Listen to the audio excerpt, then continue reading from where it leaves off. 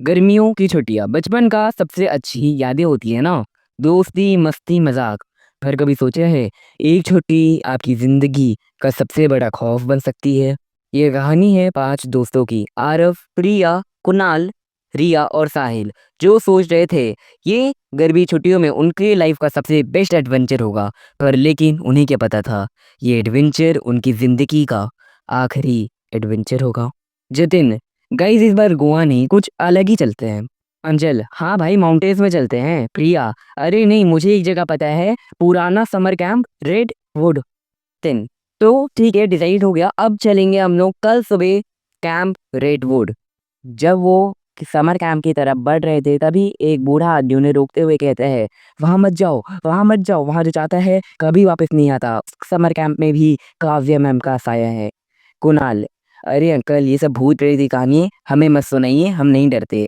पर वो old man बस चुप हो गया, पर उसकी आंखों में खौफ क्लियरली दिख रहा था। जंगल के बीच में उन्हें वो कैंप फाइनली मिल भी जाता है, टूटा फूटा पुराना सा, और दीवारों की एक स्लाइड से प्लास्टर निकल रहा था। तभी उन्हें एक बोर्ड दिखता है, उसमें लिखा था वेलकम टू कैंप रेडवुड, पर उसके लेटर्स एकदम सड़ चुके थे। रिया, ये सच में क्रीपी तो लग रहा है यार। जंगल में ठंड हवाएं चल रही थी और छिपकली की आवाजों से एटमॉस्फेयर वैसे ही थोड़ा सा अजीब हो गया था। आरव, वाह यार देखो कितना पुराना सा लग रहा है। प्रिया, हाँ पर थोड़ा सा क्वाइट नहीं है, इसी का नामो निशान नहीं। कैंप के कैबिन्स में धूल, स्पाइडर्स और पुरानी स्मेल थी, और एक कैबिन के दरवाजे पर स्क्रैचेस के मार्क थे। रिया, गाइस ये मार्क्स को देखो ना, कैसे से हैं। साहिल, हाँ हाँ कोई जानवर होगा जिसने करे होंगे ये सब, क्यों तो इतना सीरियसली ले रही है।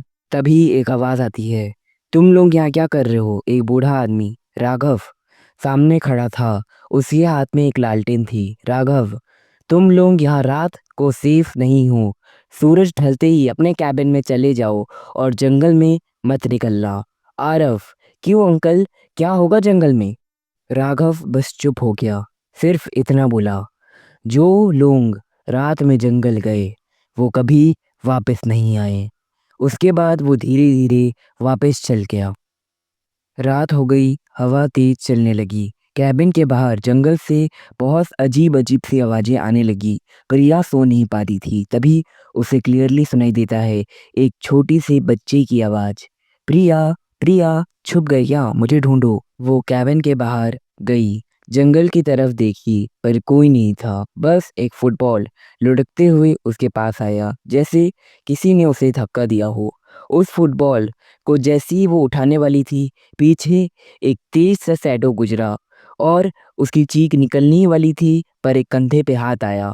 और तभी आरव बोलता है, क्या कर रही है बाहर, अंदर चल, रात को क्यों घूम रही है।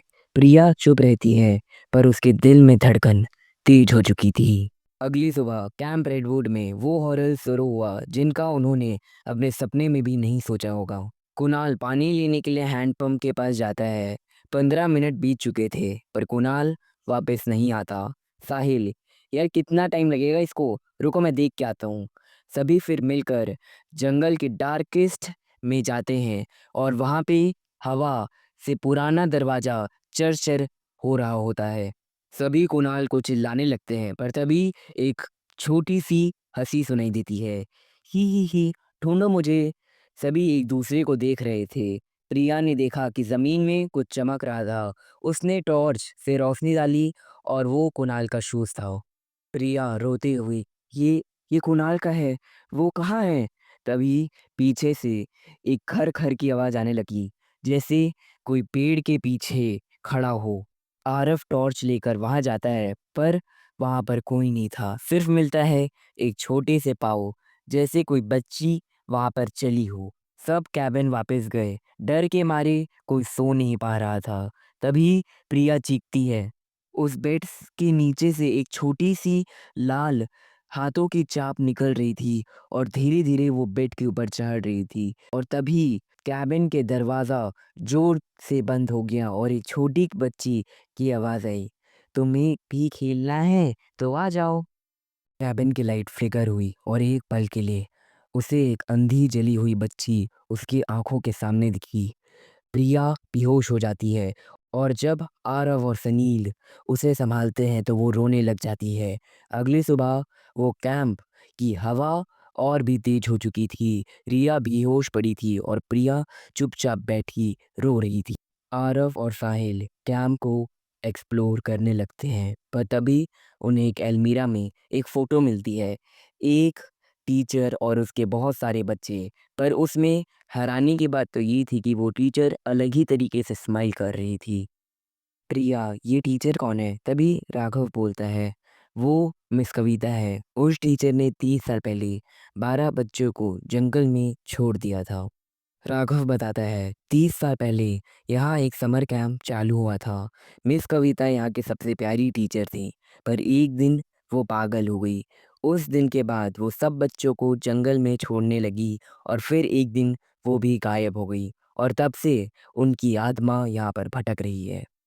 आज भी जो समर कैंप आता है वो उसे वापस नहीं जाने देती। रात को कैबिन के वॉल पर खुद से लिखना स्टार्ट होता है। खेल खत्म नहीं हुआ। सब पैनिक हो जाते हैं। कुणाल अभी भी मिसिंग है और रिया लगातार बेचैन हो रही है। तो आखिर क्या होगा उन सब के साथ? क्या वो वापस अपने घर जा पाएंगी या इसका कुछ और ही राज होगा? जानने के लिए लाइक करें इस चैनल को, सब्सक्राइब करें चैनल को। मिलते हैं नेक्स्ट पार्ट तक। Bye bye.